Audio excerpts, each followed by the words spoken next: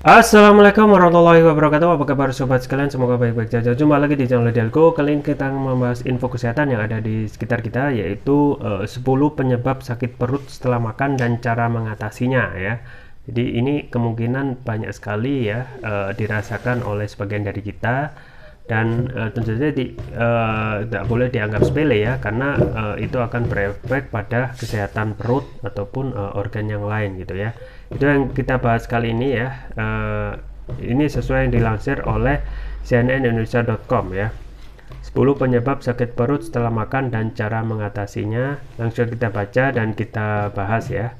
Tapi sebelumnya ya, bagi Anda yang ingin mencoba produk herbal madu hutan ya, yang manfaatnya luar biasa dan juga berbeda dengan madu biasa ya, silakan bisa langsung klik beli ya, link pesan di kolom di deskripsi ya, atau bisa kunjungi toko online kami Delco di Tokopedia atau Shopee ya. Baik sobat sekalian, jadi ini 10 penyebab sakit perut setelah makan dan cara mengatasinya. Jakarta, cnnindonesia.com. Penyebab sakit perut setelah makan dapat dipengaruhi oleh banyak faktor. Kondisi tersebut umumnya dibarengi dengan gejala nyeri, mual, mulas, dan perut terasa penuh. Sakit perut setelah makan bisa disebabkan karena faktor makanan yang sebelumnya dikonsumsi atau memiliki penyakit penyerta. Tak hanya itu, sakit perut sesudah makan memang umum terjadi dan dapat dialami oleh siapapun. Kondisi ini tidak selalu menjadi pertanda adanya masalah kesehatan serius. Penyebab sakit perut setelah makan. Melansir dari headline berikut, terdapat sejumlah penyebab mengapa perut Anda terasa sakit apabila setelah makan. 1. Alergi makanan. Tidak semua individu bisa menikmati makanan yang sama dengan yang Anda konsumsi. Di antaranya tentu ada yang mempunyai alergi pada suatu jenis makanan. Misalnya susu, telur, kacang-kacangan, ikan, dan aneka seafood atau gandum. Jika makanan tersebut dikonsumsi penderita alergi, salah satu efeknya yaitu memicu sakit perut. Kedua, intoleransi makanan. Intoleransi makanan adalah kondisi dari sistem pencernaan tubuh yang terlalu sensitif terhadap suatu makanan. Keadaan ini berbeda dengan alergi. Penderita intoleransi makanan bisa mengalami iritasi pencernaan oleh makanan tertentu sehingga tidak dapat dicerna dengan baik, seperti gluten, laktosa, atau makanan fermentasi. Ketiga, sembelit. Nah, sembelit dapat terjadi ketika tinja dalam usus besar bergerak terlalu lambat dan tidak dapat dikeluarkan secara normal, terutama setelah Anda makan. Kondisi ini bisa lebih parah dan terasa sakit karena makanan yang masuk ke saluran pencernaan menjadi menumpuk. 4. Gangguan pencernaan. Gangguan pencernaan atau dispepsia merupakan reaksi negatif seperti sakit perut karena sistem pencernaan mengalami gangguan akibat makanan tertentu, seperti terlalu banyak konsumsi kafein ya, makan banyak dan terlalu cepat sekaligus makan makanan berminyak, asam, dan pedas. Yang kelima, sindrom iritasi usus ya. Seseorang yang mengalami sakit perut setelah makan dapat disebabkan oleh penyakit sindrom iritasi usus atau irritable bowel syndrome (IBS) yang memengaruhi usus besar.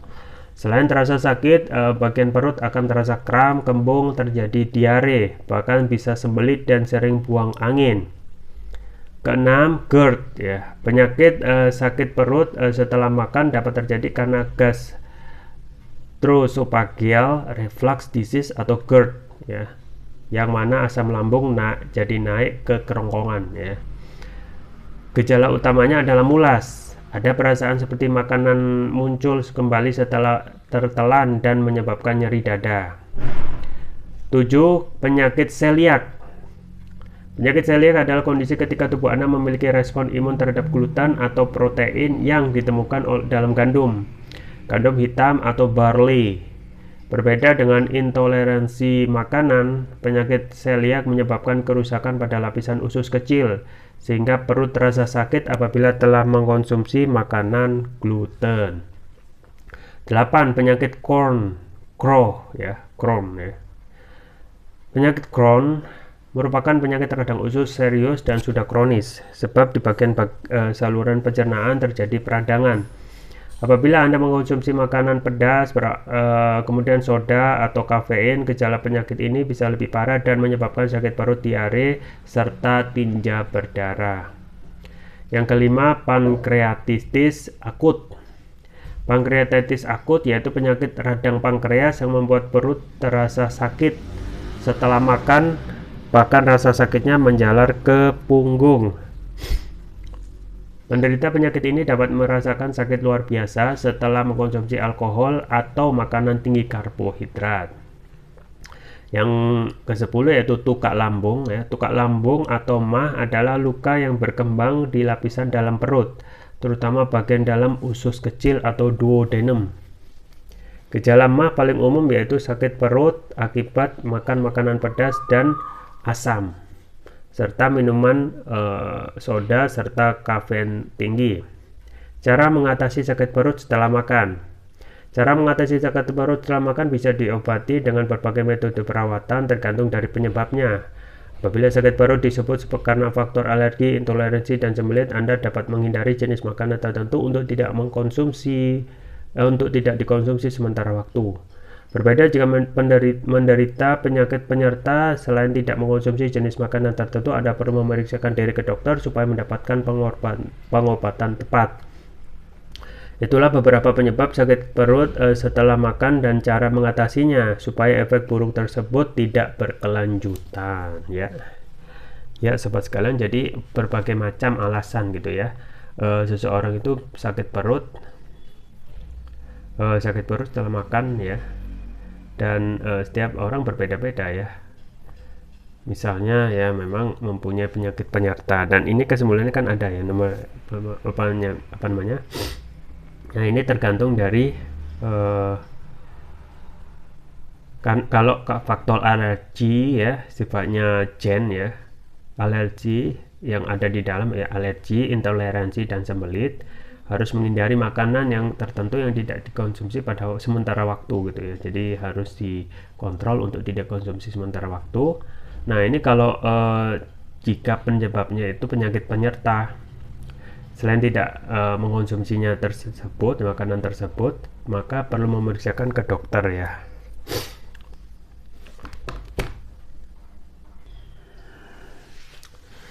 Jadi itu ya sobat sekalian, tergantung masing-masing kondisi tubuh ya. Ada yang karena memang dari awal itu karena alergi ya terhadap makanan, makan laut dan lain sebagainya, ataupun karena memang dalam tubuh ini ada hal yang perlu diperiksakan, misalnya ada sembelit ya, riwayat sembelit dan lain sebagainya. Oleh karena itu memang hal yang bisa kita jaga adalah bagaimana tentu saja menjaga supaya itu sementara waktu ya. Sementara waktu itu untuk makan makanan yang berpotensi mengandung sakit setelah makan itu dihindari dulu gitu ya.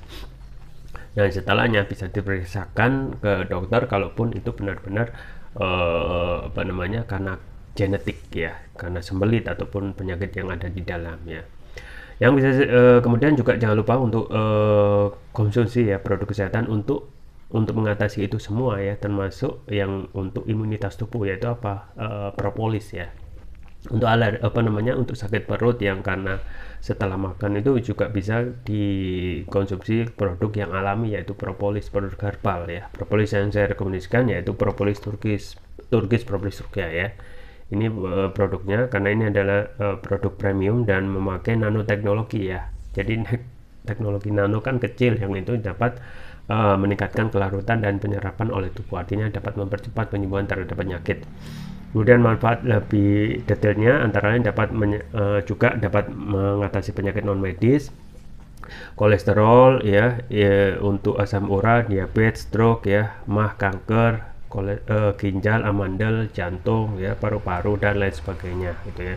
Saya juga merekomendasikan yang ini, yang biru ini adalah Turkish Propolis Turkiya Brain ya. Ini manfaatnya antara lain dapat memberikan nutrisi pada otak ya, meningkatkan konsentrasi, membantu pemulihan stroke ya, membantu proses pertumbuhan pada anak dan remaja, Kemudian meningkatkan stamina, mengatasi gangguan migrain, vertigo, sakit kepala, stres, kepala pening ya. Meningkatkan kecerdasan pada anak dan remaja, memudahkan anak dan remaja menghafal pelajaran, sekaligus dapat menutrisi otak orang dewasa yang suka lupa atau pikun ya. Jadi untuk brain, untuk otak ya.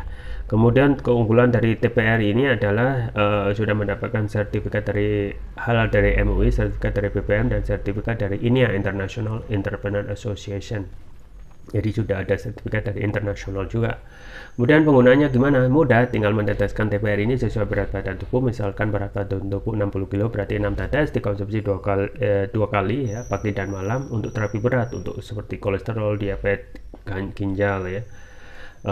Untuk hal yang lain itu bisa 3 kali, pagi, siang, dan malam. Jangan lupa untuk selalu menjaga kesehatan imunitas tubuh dengan konsumsi rutin Turkish Propolis Ruqyah ya. Link pembelian ada di deskripsi, atau bisa juga mencoba madu hutan ya. Variannya banyak, ada madu hutan Flores, Rio, dan lain sebagainya. Link pembelian ada di kolom deskripsi. Itu saja yang bisa saya sampaikan, semoga bermanfaat. Jangan lupa like, share, dan subscribe. Sampai jumpa lagi. Wassalamualaikum warahmatullahi wabarakatuh.